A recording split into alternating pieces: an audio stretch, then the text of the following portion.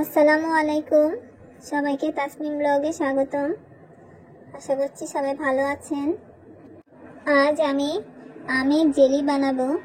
এর জন্য আমি 1 কেজি পরিমাণে হালকা লাল হয়ে যাওয়া কাঁচা আম নিয়ে নিয়েছি। আমগুলোর খোসা ভালোভাবে ছাড়িয়ে পানিতে ধুয়ে নিয়েছি। এখন এগুলোকে এভাবে পাতলা পাতলা টুকরো করে কেটে নিব। আমি হালকা নরম হয়ে যাওয়া আম নিয়েছি, তবে কাঁচা শক্ত আম দিয়েও এই জেলি বানানো যাবে। আমি সবগুলো আম এভাবে ছোট ছোট করে টুকরো করে নিব। এখানে প্রায় 1 কেজি পরিমাণ আমের টুকরো আছে। এখন জেলি বানানোর জন্য আমের টুকরোগুলো একটি পাতিলে নিয়ে নিব। 1 কেজি আমের জন্য 1.5 লিটার পরিমাণ পানি দিয়ে দিব। চুলার আঁচ মিডিয়াম রেখে ঢাকনা দিয়ে ভালোভাবে আমগুলো সিদ্ধ করে নিব। জেলি বানানোর জন্য লাগবে শুধু সিদ্ধ করা আমের পানিটুকু। আমি হালকা লাল হয়ে যাওয়া আম নিয়েছি, তাই এতে কোনো ফুড কালার ইউজ করব না। আমগুলো যখন এরকম ভালোভাবে সিদ্ধ হয়ে নরম হয়ে গলে আসবে, তখন চুলার আঁচ বন্ধ করে দিব। তারপর একটি ছাঁকনি দিয়ে পানিটা ভালোভাবে ছেঁকে নিব।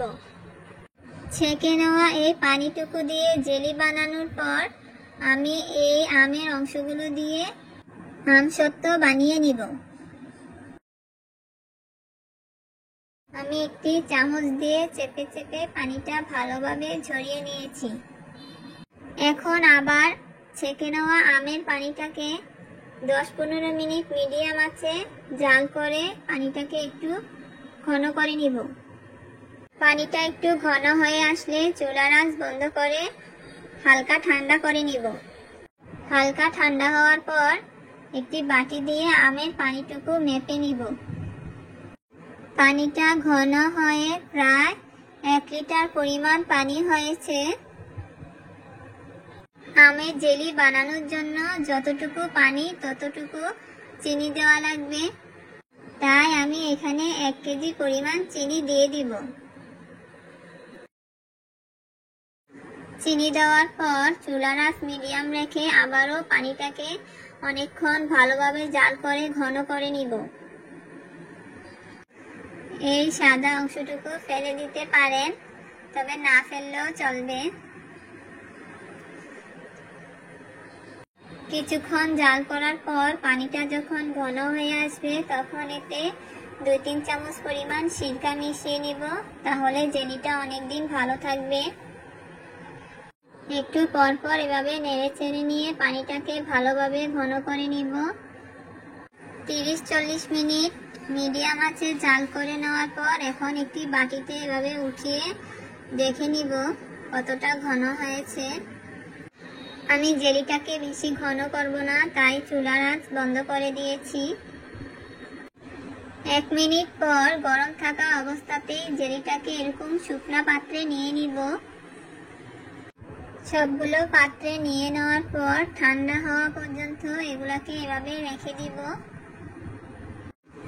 এগুলা ফ্রিজে রেখে ঠান্ডা করতে হবে না, এমনিতেই রেখে দিলেই ঠান্ডা হয়ে যাবে।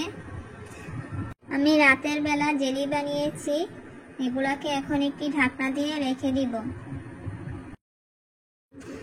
এখন সকালবেলা জেলিটা ঠান্ডা হয়ে গিয়েছে। আমার জেলিটা এইরকম ঘন হয়েছে, তবে আরেকটু ঘন করতে চাইলে আরো কিছুক্ষণ জাল করে নিতে হবে। এগুলাকে আমি এভাবে ঢাকনা দিয়ে রেখে দিব, তবে নরমাল ফ্রিজে রেখেও অনেক দিন ভালো থাকবে। এভাবে কাঁচা আমের সিজনে স্বাস্থ্যকর উপায়ে জেলি বানিয়ে বাচ্চাদের জন্য সংরক্ষণ করে রাখতে পারেন। ভিডিওটি দেখার জন্য সবাইকে ধন্যবাদ। ভালো লাগলে লাইক, কমেন্টস ও শেয়ার করবেন। ভালো থাকবেন। আল্লাহ হাফেজ।